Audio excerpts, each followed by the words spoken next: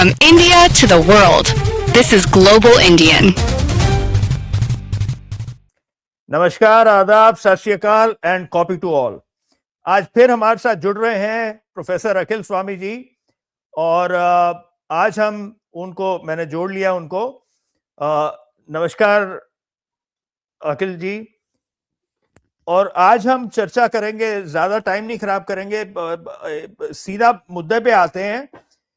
तो यही जो ईरान, यूएसए, इजराइल और अब जो मिडिल ईस्ट में जो चल रहा है, ये कितना इसका इम्पैक्ट दुनिया पे, भारत पे, और कौन से देश इसमें अब जुड़ रहे हैं। फ्रांस जो है वो मतलब के कह रहा है कि हम इसके वो मुखालफत शुरू कर दी है उन्होंने। स्पेन ने तो बिल्कुल ही कर दी है। इटली को कहा जा रहा है कि आप हमारी तरफ से बात कीजिए। ओमान भी कह रहा है कि भाई उनके साथ कोई डायलॉग किसके साथ करें, आपने उनको हेडलेस छोड़ दिया है। तो इसके बात करेंगे। एक मैं छोटा सा शॉर्ट मैंने आज दोपहर को क्रिएट किया है और वो एक दिखाने से हमें पता लगेगा कि क्या वाकई अमेरिका जो है इसके सपोर्ट में है, कितने लोग खिलाफ हैं। ये सेनेट का है और आज वोटिंग हुई है। हालांकि वो सेनेट में उन्होंने फिर वोट कर दिया, अपना देश के लिए करते हैं जो भी है। ये मैं लगा रहा हूं, देख लीजिए, सिर्फ 1 मिनट का है। Israel is the reason for this war. America does not want to fight this war for Israel. Let's go. Come on, let's go. America does not want to send its sons and daughters to war for Israel. Your inability to name that shows your exemptness as leaders. This is wrong. Stop. And nobody wants to fight for Israel.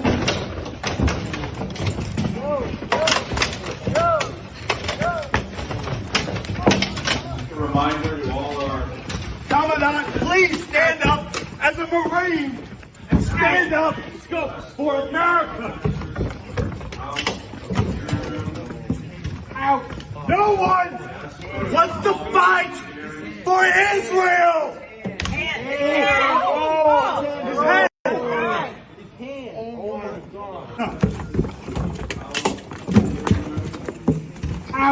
No one wants to fight for Israel. His hand. Oh, his hand.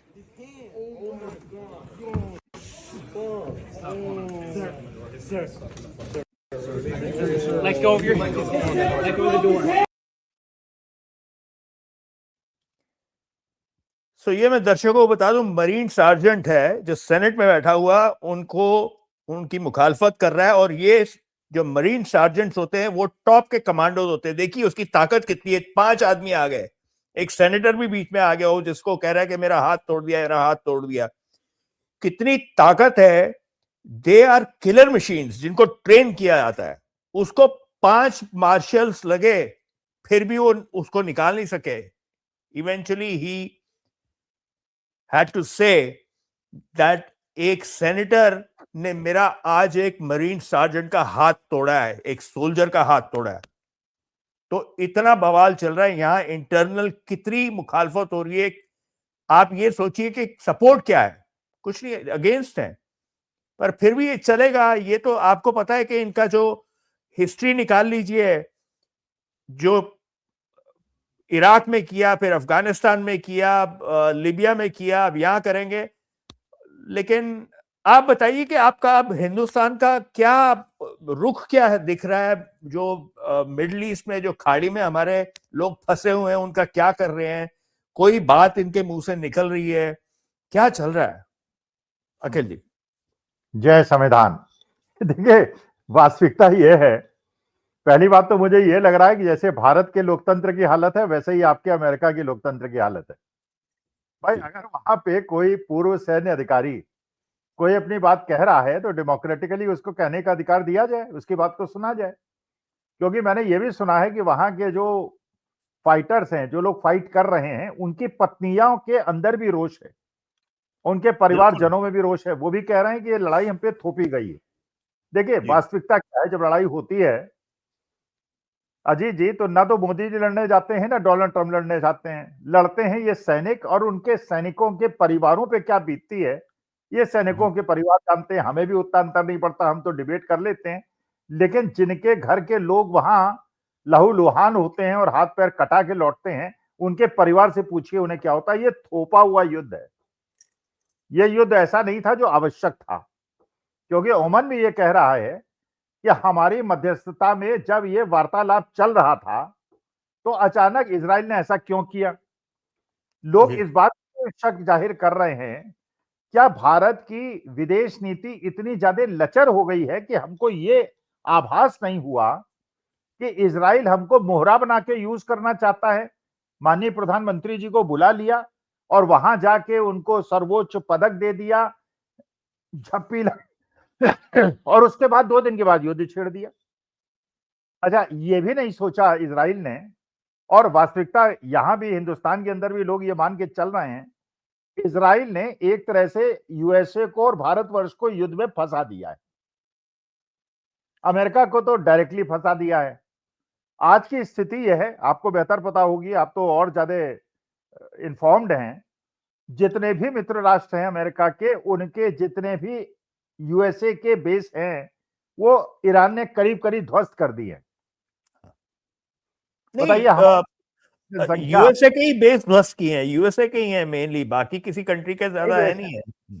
अच्छा, Dubai में, UAE में, Saudi में, Bahrain में, Kuwait में, मतलब ये कोई सोच सकता था कि 16वें 17वें लेवल की शक्ति ईरान पूरे विश्व के अंदर 16-17 नंबर पे आती है, वो अमेरिका को, इजराइल को और नेटो राष्ट्रों को भी इस तरह से चैलेंज करेगी। और ये स्थिति है जो हम लोगों को यहां पता चल रही है कि आपके पेंटागन में भी ये चिंता है कि जो एंटी मिसाइल्स गन्स हैं और वो जो सैटेलाइट्स हैं और जो मिसाइल्स हैं उसकी कमी पड़ने वाली है। 10 दिन से ज्यादा अगर युद्ध चल गया तो अमेरिका को परेशानी हो जाएगी। अच्छा, शुरू हो ईरान गया में वो। तो हम भारत के पड़ोसी हैं, तो उन्होंने जुगाड़ ढूंढ लिया, जैसे हमारे हिंदुस्तान में जुगाड़ होता है और चीन में जुगाड़ होता है, तो ईरान ने $20,000 में बने हुए ड्रोन से उन्होंने अमेरिका के लाखों करोड़ों के सिस्टम को एक तरह से तबाह कर दिया। अच्छा, ये युद्ध थोपा किसने? अमेरिका इसमें सफलता क्या मिली? अमेरिका का हल क्या हुआ? और भारतवर्ष को तो देखिए बहुत ज्यादा नुकसान इसलिए हो गया, आपने पढ़ा ही होगा कि जो स्ट्रीट हॉर्मुज़ है उसपे उसने कहा है केवल चीन के तेल वाहक जहाजों को जाने की अनुमति होगी, केवल चीन। जी। इसका मतलब ये देखिए, 2 तरह से भारत मात खा रहा है। एक तो रूस चीन को $11 पर बैरल का डिस्काउंट दे रहा है जी। और दूसरी उसकी ट्रांसपोर्टेशन कॉस्ट कम होगी, क्योंकि वो जो ईरान की खाड़ी है उसका उपयोग करेगा और भारतवर्ष उसको नहीं कर पाएगा, तो हमें एक तो महंगा तेल मिलेगा। अच्छा, अब रूस अभी भी कह रहा है भारतवर्ष से ज्यादा परेशानी हो तो हमसे तेल खरीद लो, लेकिन हमारे यहाँ कह रहे हैं कि नहीं, बड़े पप्पा बुरा मान जाएंगे, हम नहीं खरीदेंगे। परमिशन मांग रहे हैं, परमिशन मांग रहे हैं। विदेश मंत्रालय से कह रहे हैं कि ऐसा कुछ लाइसेंसिंग करो, ऐसा कुछ करो। अच्छा, अब ये यहां भी ये अफवाहें उड़ने लगी हैं, सच है कि झूठ आई डोंट नो, कि इजराइल में बुलाया इसलिए था इनको कि इनको एप्स्टीन की वो फाइल जो अमेरिका के कब्जे में नहीं है, जो इजराइल के कब्जे में है, वो दिखा के इनको ब्लैकमेल किया जा सके। लेकिन हम अपने देश के प्रधानमंत्री की इज्जत करते हैं, अपने देश के प्रधानमंत्री का हम अपमान नहीं चाहते, तो हम ये चाहते हैं मोदी जी कुछ बोले। एक शब्द बोलने को तैयार नहीं है वो। अयोतुल्ला की इस प्रकार से निशंस हत्या। चीन जो है पूरा का पूरा अपना सैटेलाइट सिस्टम जो है उपयोग करने के लिए ईरान को उसने दे दिया। पहले जीपीएस जो था अमेरिका का यूज होता था, वो चीन का हो रहा है। रूस पूरी तरह से, अच्छा ये भी आपने सुना ही होगा, यहां भी है, 48 घंटे पहले वहां पे भूकंप के झटके महसूस हुए, साइस्मिक एक्टिविटी हुई है, यस। और उससे ये आभास हुआ है कि उन्होंने वहां पे परीक्षण कर लिया है।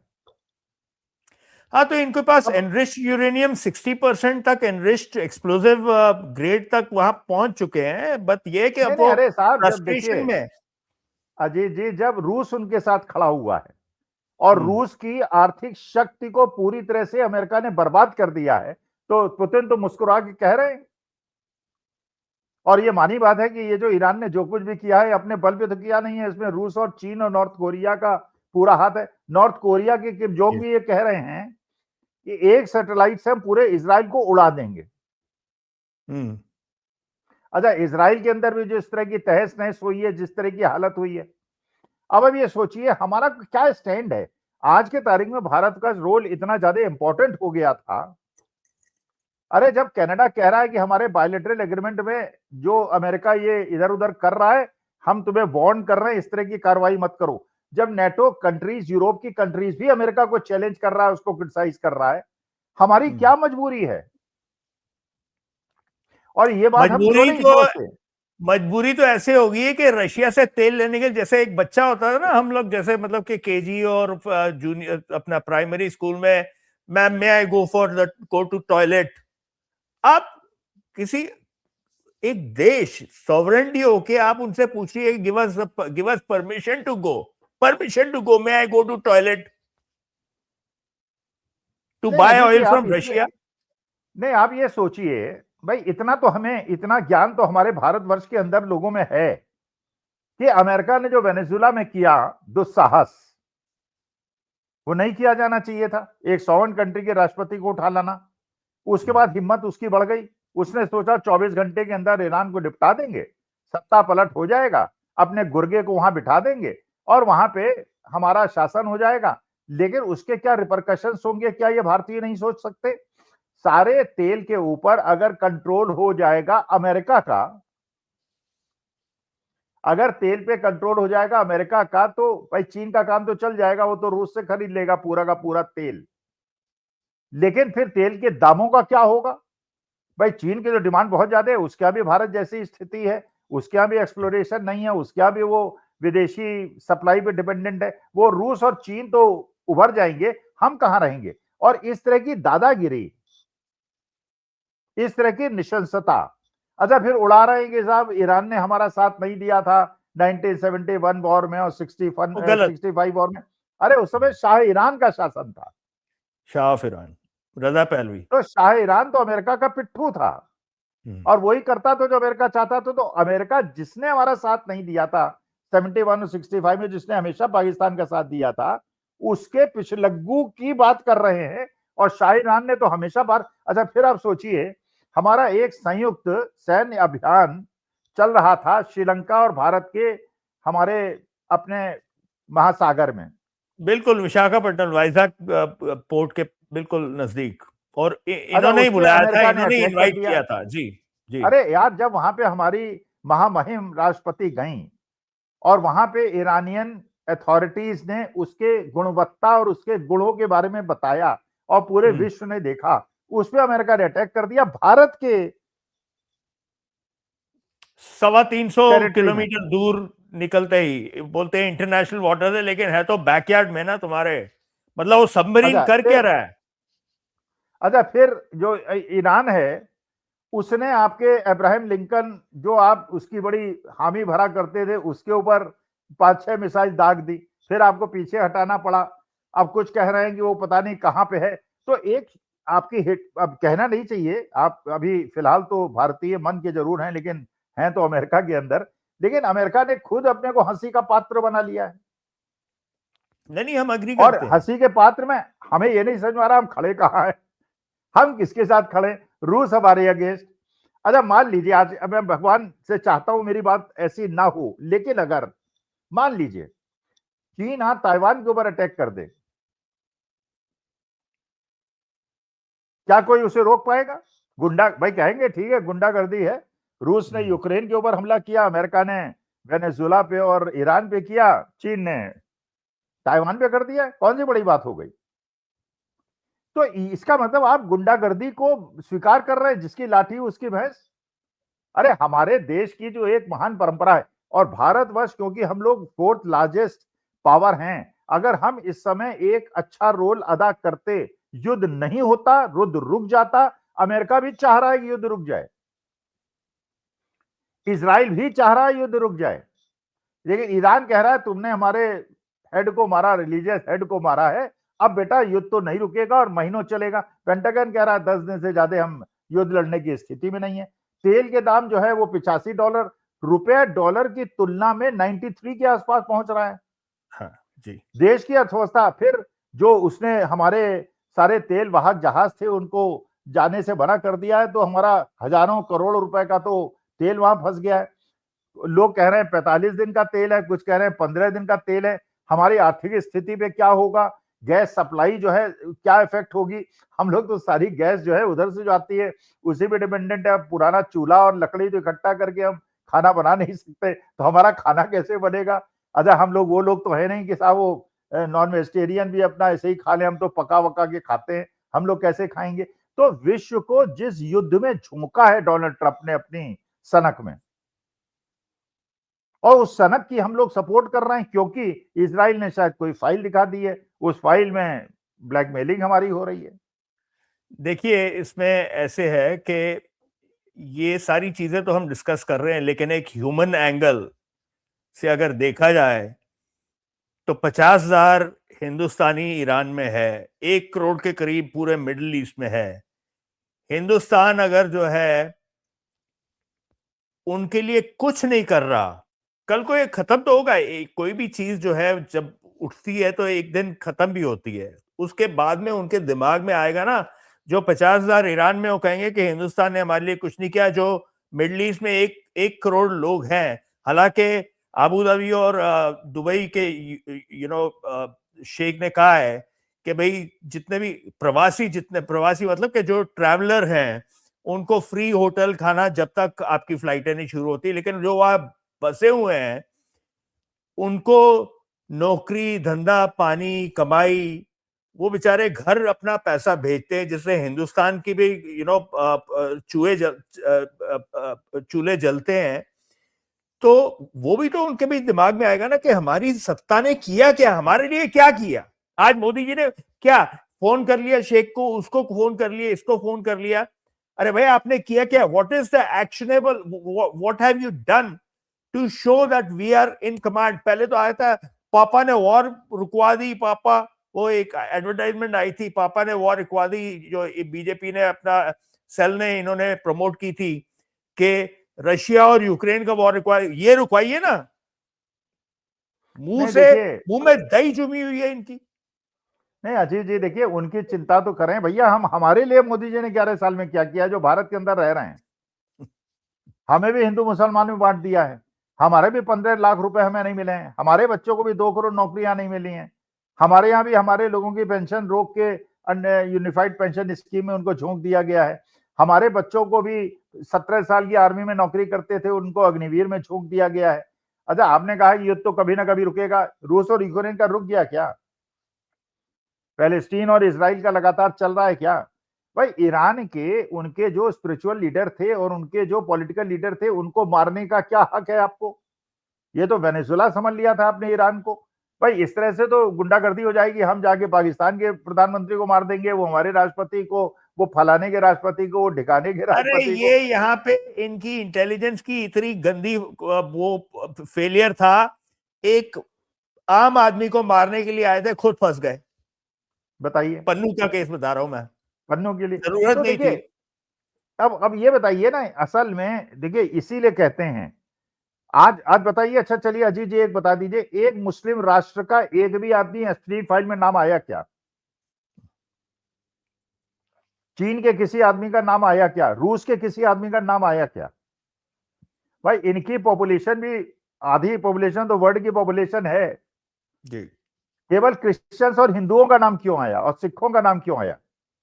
मैं सिख में, चलिए हरदीप सिंह पुरी को मैं सिख मान के कह रहा हूं, और हिंदुओं में भी नाम आ गया है, अनिल अंबानी साहब का आ गया है और माननीय मोदी जी का भी आ गया है, या क्रिश्चियंस के नाम आए, मुसलमानों के नाम क्यों? और मुसलमानों को सबसे ज्यादा आप बदनाम करते हैं। मैं धर्म के मामले में हस्तक्षेप नहीं करता, ना मैं करना चाहता हूं, लेकिन प्रश्न तो उठेंगे ना, क्यों नहीं मुसलमान देशों का नाम आया? क्यों नहीं ये गल्फ कंट्रीज का नाम आया? क्यों नहीं रूस और चीन वाले क्या इस तरह के शौक नहीं पालते हैं क्या कि उस आइलैंड में जाके और हम लोग कहते हैं अपनी सनातनी परंपरा पे हमको गर्व है, तो क्या अनिल अंबानी सनातनी नहीं है क्या? वो हिंदू धर्म को बिलोंग नहीं करते हैं क्या? फिर कहते हैं हिंदू धर्म में इतने गंदे लोग नहीं होते हैं, तो अनिल अंबानी कौन है? क्योंकि स्वीडिश गर्ल का इंतजाम कर रहे थे और उनको अभी तक अरेस्ट क्यों नहीं किया गया? गलगोटिया यूनिवर्सिटी ने जिस तरह हमारे देश की भज बिटवाई है आर्टिफिशियल इंटेलिजेंस पे, गलगोटिया यूनिवर्सिटी के वाइस चांसलर और चांसलर को अरेस्ट क्यों नहीं किया? उन पर कौन सी कार्रवाई आपने की? यूथ कांग्रेस के शर्ट उतार देते हैं, उन्हें 5 दिन की पुलिस रिमांड में आप भेज देते हैं। तो देखिए, वास्तविकता यह है, युद्ध खत्म होगा या नहीं होगा, लेकिन हमको भी ये लग रहा है कि हमने तो पंडित जवाहरलाल नेहरू, इंदिरा गांधी और राजीव गांधी और डॉक्टर मनमोहन सिंह जैसे प्रधानमंत्री देखे हैं, और आप जो है बोलने को तैयार ही नहीं है, जबकि आपकी बात सुनने को लोग तैयार हैं। आज मोदी जी अपने मुखार बिंद से एक सेंटेंस बोल दें कि नहीं, ये बिल्कुल युद्ध विनाशक है, इसको तुरंत यहीं पे बंद किया जाए और नेगोशिएशन शुरू किए जाए, बिल्कुल वॉर शुड बी स्टॉप्ड, बोलने के लिए तैयार नहीं है। मनमोहन सिंह जी यूएस प्रेस में जाके उन्होंने कहा था कि आपने जो इराक पे वॉर किया था बुश के टाइम पे, इट वाज अ मिस्टेक, और आप उनको मनमोहन सिंह, तो आप तो जो जगह जगह मैं, माय फ्रेंड डोनाल्ड ट्रंप और क्या क्या नहीं बोल, मतलब अब कहां हो आप? शर्म आती है हमें। अजीत जी, इसका फायदा पुतिन उठा रहे हैं, इसका फायदा चीन उठा रहा है। भाई, चीन तो अपनी इकोनॉमिक एक्टिविटीज को, अभी तक तो रूस फंसा हुआ था वॉर में, अब अमेरिका भी वॉर में फंस गया, इजराइल भी फंस गया, गल्फ कंट्रीज भी फंस गए, चीन आनंद उठा रहा है।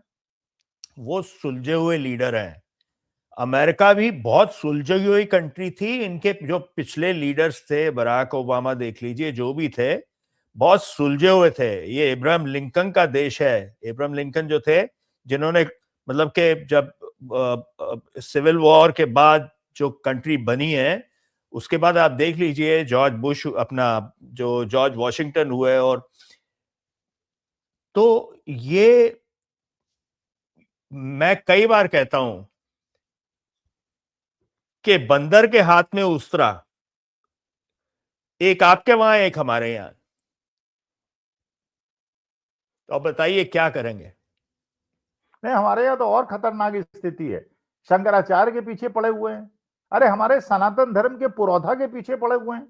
अच्छा, अब रोज नई नई कहानियां निकल रही हैं। उस शंकराचार्य भी जिसने आरोप लगाया वो कितना बड़ा क्रिमिनल है।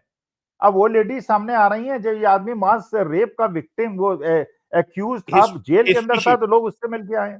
हिस्ट्री शीटर है, यस, हिस्ट्री शीटर है, और शंकराचार्य पे आरोप लगा रहा है। अच्छा, यहाँ पे भी अब वो धर्म संगठन और मोहल्ले मोहल्ले जाके मीटिंग्स हो रही हैं कि हिंदू एक हो जाओ, हिंदू एक हो जाओ। भाई, हमारे शंकराचार्य का अपमान करोगे, हिंदू हम तुम्हारे पीछे कैसे चलेंगे भाई? हम आप मुझे मेरे शंकराचार्य के पीछे चलेंगे? जाओ शंकराचार्य के पैर छुओ, माफी मांगो। मेरा एक सवाल है, ये जो योगी आदित्य, अजय बिष्ट है, जो योगी आदित्यनाथ जो चीफ मिनिस्टर है यूपी का, इसकी कितनी फाइल है? इसने जो केस हुए थे बंद कराई चीफ मिनिस्टर बनने के पहले, और एक बार रोया भी था वो संसद में। हाँ, पार्लियामेंट में रोया था, बहुत इसकी फाइलें थी, बहुत ज्यादा, और ये पार्लियामेंट के अंदर रोया था क्योंकि उस समय समाजवादी पार्टी की सरकार थी।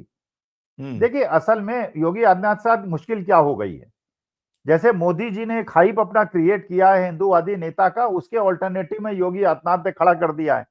अच्छा, देखिए, जो योगी होता है, भाई हम लोग जो मानते हैं, हमारे यहाँ जैसे आपके भी सिख धर्म में मानते हैं, जो ग्रंथी होते हैं, जो पुजारी होते हैं, उनको मानते हैं ना, ये पूज्य हैं, ये कोई गलत काम नहीं करेंगे। हम भी मानते हैं कि हमारे ये योगी होंगे, ये जो संत होंगे, इनका, अब आप बताइए, आप अगर अभी तक अपनी राजपूती आन बान शान को नहीं भूल पाए तो काहे के संत हैं आप? भाई, आदमी जब सन्यास में जाता है सनातन धर्म में, उसकी जात वात, उसका परिवार, उसका माता पिता सब छूट जाता है, फिर वो सन्यास में चला जाता है। सन्यास तो मोदी जी ने भी लिया ना, परिवार फैमिली को छोड़ के जो भिक्षा मांगते रहे हैं, और अब वो महामानव बन गए हैं, तो महामानव को डर थोड़ा ना लगना चाहिए, वो तो अपना बोल सकता है, क्योंकि उसका कोई कुछ नहीं बिगाड़ सकता। तो क्या किगी बैठ गई? ये बताइए अजीत जी, नहीं अजीत जी, अमेरिका ये किस उम्र में कितनी बार घूमे हैं मोदी जी? ये तो बच जवानी में उनकी फोटोएं आई हैं पेरिस में, अमेरिका में। 27 स्टेट में, मैं 27 स्टेट में अमेरिका के घूम आया था। अरे वो भी, वो तो कहते हैं ना मिडिल क्लास के थे, बल्कि गरीब, हम तो मिडिल क्लास के थे, हमारे फादर तो प्रोफेसर थे, लेकिन हम मिडिल क्लास के। वो माइक्रोसॉफ्ट के अपना फेसबुक के दफ्तर में कॉर्पोरेट ऑफिस में जाके कहते हैं रो रो के मेरी माँ कटका मारती थी, लोगों के बर्तन धोती थी, रो रो के। और फिर आपकी फोटो आ रही है और फिर आप कह रहे हैं 1983 में मेरे पास डिजिटल कैमरा था, मैंने लेके ईमेल कर दिया था अटल बिहारी वाजपेयी को। अरे एल के अडवाणी को। ना तब कैमरा का वो डिजिटल कैमरा था ना ईमेल था। अरे अजीत जी, एक चीज बताइए, चलिए हमारी माँ जो थी भाई, हमारे पिताजी थे इलाहाबाद यूनिवर्सिटी में प्रोफेसर थे, लेकिन हम जानते हैं हमारी इतनी औकात नहीं थी कि हम मुंबई ट्रेन के टिकट से चले जाएं। थर्ड क्लास में चला करते थे भाई, 4 भाई बहन थे, थोड़ी तनख्वाह होती थी, बेईमानी की आमदनी थी नहीं। अब बेईमानी की आमदनी वाला तो हवाई जहाज से उड़ के अमेरिका जा सकता है, ईमानदारी की नौकरी वाला तो एक मिडिल क्लास नहीं जा सकता था। लोअर इनकम की बात छोड़ दीजिए, आज से 50 साल पहले भाई कहाँ इतना पैसा लोगों के पास होता था। अमेरिका तो वो लोग जाते थे तो बिल्कुल धनाढ़ परिवार के, कि मोदी वो पोद्दार्स और गोयनकास और उस परिवार के, टाटास और बिरलास के परिवार के लोग विदेश जाते थे। हम लोग तो अपने शहर से दूसरे शहर नहीं जा पाते थे और मोदी जी इतना घुमाए। लेकिन असली मुद्दा यह है इस समय जो ईरान ने झटका दिया है, देखिए क्या होगा भविष्य में ये तो भगवान जानता है, लेकिन जिस प्रकार से ईरान के लोगों ने चट्टान की तरह खड़े होकर कहा है हमारे सिर कट जाएंगे और हमारे धड़ लड़ते रहेंगे, तो मर्दानगी का एक एग्जाम्पल तो सेट कर दिया। अरे वो तो राणा इन्होंने प्रताप जी थे, हमारे शिवाजी महाराज थे, गुरु तेग बहादुर थे, हमारे हमारे तो गुरुओं का, सिख गुरुओं का इतिहास है। अपने बच्चों को शहीद कर दिया लेकिन झुके नहीं। हमारे, आप तो जानते ही, आप तो सिख हैं, हमारे गुरु गोविंद सिंह का क्या इतिहास था।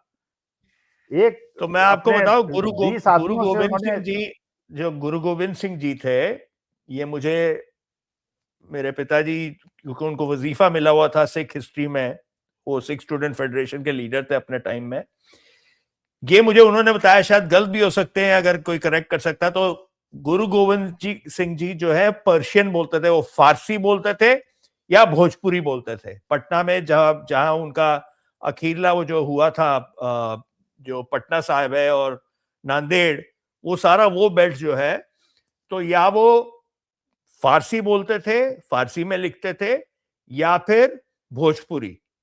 ठीक है। गुरुमुखी जो है बाद में आई है, जो गुरु ग्रंथ लिखा गया है, फिर वो जो स्कॉलर्स ने लिखा है, जो कुछ भी गुरु नानक देव जी से शुरू हुआ 10 गुरुओं का, so that is a different subject, we will discuss on that, थोड़ी रिसर्च करके आना पड़ेगा मुझे।